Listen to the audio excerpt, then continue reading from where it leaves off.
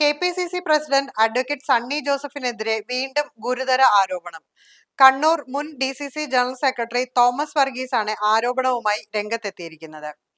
നിയമസഭാ തെരഞ്ഞെടുപ്പിൽ K സുധാകരൻ മത്സരിക്കാതിരിക്കാൻ ഇടപെടൽ നടത്തിയത് സണ്ണി ജോസഫ് ആണെന്നാണ് തോമസ് വർഗീസിന്റെ ആരോപണം.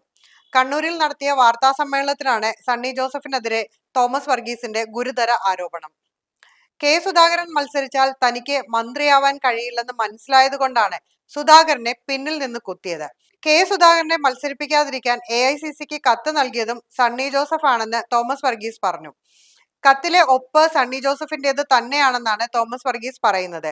താൻ നേരത്തെ സഹകരണ ബാങ്ക് പ്രസിഡന്റ് ആയിരുന്നപ്പോൾ പല പേപ്പറുകളിലും സണ്ണി ജോസഫിന്റെ ഒപ്പ് കണ്ടിട്ടുണ്ട്.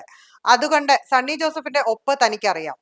മുൻകാലങ്ങളിലെ തെരഞ്ഞെടുപ്പിൽ പേരാവൂരിൽ നിന്ന് മത്സരിച്ച KP നൂറുദ്ദീനെയും AD മുസ്തഫയെയും തോൽപ്പിക്കുന്നതിനു വേണ്ടി സണ്ണി ജോസഫിന്റെ നേതൃത്വത്തിൽ ഗൂഢാലോചന നടന്നുവെന്നും തോമസ് വർഗീസ് പറഞ്ഞു. കുടുംബാംഗങ്ങൾക്ക് സഹകരണ സ്ഥാപനങ്ങളിൽ ജോലി വാങ്ങിക്കൊടുത്തത് സണ്ണി ജോസഫ് തന്റെ അധികാരം ഉപയോഗിച്ചാണെന്നും അദ്ദേഹത്തിന്റെ മകൾക്ക് ജോലി കൊടുത്തത് മതിയായ യോഗ്യതയില്ലാതെയുമാണെന്ന് തോമസ് വർഗീസ് പറയുന്നു. ഒരൊറ്റ പാർട്ടി പ്രവർത്തകനും ഇദ്ദേഹം ഒരു ഉപകാരവും ചെയ്തിട്ടില്ലെന്നുമാണ് തോമസ് വർഗീസ് പറയുന്നത്. മാത്രവുമല്ല, തിരഞ്ഞെടുപ്പ് ഫണ്ട് മുക്കിയതും സണ്ണി ജോസഫിന്റെ കരങ്ങളാണെന്ന് തോമസ് ആരോപിക്കുന്നു. മുല്ലപ്പള്ളി രാമചന്ദ്രൻ കണ്ണൂർ പാർലമെന്റ് മണ്ഡലത്തിൽ മത്സരിക്കുമ്പോൾ കോൺഗ്രസിന്റെ ദേശീയ കമ്മിറ്റി നൽകിയ തിരഞ്ഞെടുപ്പ് ഫണ്ടാണ് അന്നത്തെ DCC പ്രസിഡന്റായ സണ്ണി ജോസഫ് മുക്കിയത്. അതേസമയം നിയമസഭാ തെരഞ്ഞെടുപ്പ് ദിവസം വൈകിട്ട് തന്നെ പാർട്ടിയിൽ നിന്ന് പുറത്താക്കിയത് പാർട്ടി ഭരണഘടന പ്രകാരമല്ലെന്നാണ് തോമസ് വർഗീസ് പറയുന്നത്. ഏകപക്ഷീയമായി തന്റെ വിശദീകരണം ചോദിക്കാതെയാണ് പുറത്താക്കിയത്. തെരഞ്ഞെടുപ്പ് കഴിഞ്ഞ് പുറത്താക്കിയത് അതിനു മുൻപ് നടപടിയെടുത്തിരുന്നെങ്കിൽ പേരാവൂരിൽ സണ്ണി ജോസഫിനെ പരാജയപ്പെടുത്താൻ തനിക്കാവുമെന്ന് അവർക്ക് അറിയാവുന്നത് കൊണ്ടാണ്. ദീർഘകാലം സണ്ണി ജോസഫിനൊപ്പം നിന്ന തനിക്ക് അദ്ദേഹത്തെക്കുറിച്ച് വെളിപ്പെടുത്താൻ പല കാര്യങ്ങളുമുണ്ടെന്നും തോമസ് വർഗീസ് പറയുന്നു.